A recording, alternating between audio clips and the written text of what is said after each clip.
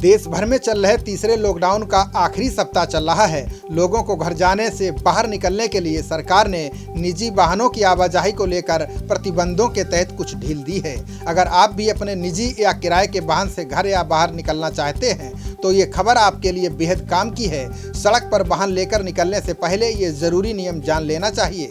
सरकार ने कई जगहों पर वाहनों की आवाजाही पर लागू प्रतिबंधों में ढील दी है। इसके लिए ग्रीन, ऑरेंज और रेड जोन में निजी वाहनों के लिए अलग अलग नियम बनाए गए हैं। अगर आप घर से बाहर जाना चाहते हैं तो सबसे पहले आपको ई पास के लिए संबंधित जिले के अधिकारियों के पास अप्लाई करना होगा। दूसरे राज्यों में फंसे प्रदेश के लोग स्मार्ट सिटी की वेबसाइट के माध्यम से आवेदन कर पास बनवा सकते हैं। संबंधित राज्य की वेबसाइट से लिंक पर क्लिक करना होगा। इसके बाद खुलने वाले फॉर्म में नाम, वाहन, फोन नंबर, पता, ईमेल आईडी आदि भरनी होगी। सत्यापन के बाद ई पास जारी किया जाएगा। ई पास जारी होने से पहले हर राज्य सरकारों के नियम अलग अलग हैं। ई पास यानी वो जरूरी दस्तावेज जो आपको पुलिस बैरिकेड को पार करने में मदद करेगा। मोटे तौर पर ये ई पास आवश्यक सेवाओं से जुड़े लोगों या सामान ढोने वाले वाणिज्यिक वाहनों के लिए जारी किए जाते हैं। आपात परिस्थितियों के कुछ मामलों में भी ई पास हासिल किया जा सकता है।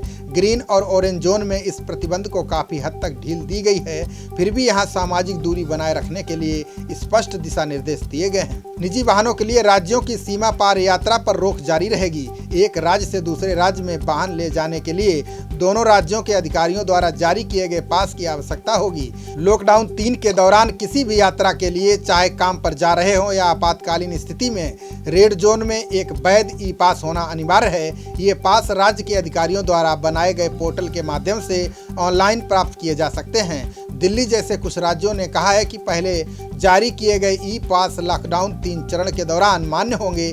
पास वाले लोगों को वाहन चलाते समय तय किए गए नियमों का पालन करना होगा। उदाहरण के लिए 4 पहिया वाहनों में वाहन चालक को मिलाकर अब 3 लोग सफर कर सकते हैं, जिससे सामाजिक दूरियों के मानदंडों को बनाए रखा जा सके।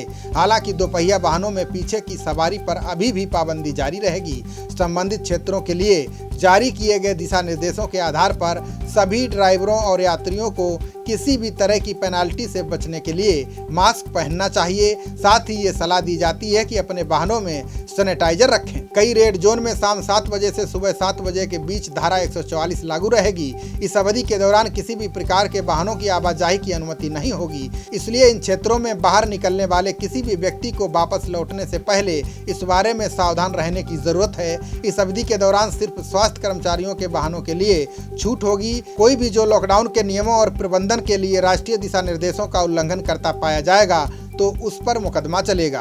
उल्लंघन करने वाले से जुर्माना वसूला जाएगा। वाहनों को जब्त भी किया जा सकता है और सबसे खराब स्थिति में उल्लंघनकर्ता को गिरफ्तार भी किया जा सकता है। उन पर आपदा प्रबंधन अधिनियम 2005 के साथ ही आईपीसी की कुछ अन्य धाराओं में मुकदमा दर्ज किया जा सकता है। खबरों का सिलसिला जारी रहेगा। देखते रहिए जनप्रवाद। नमस्कार।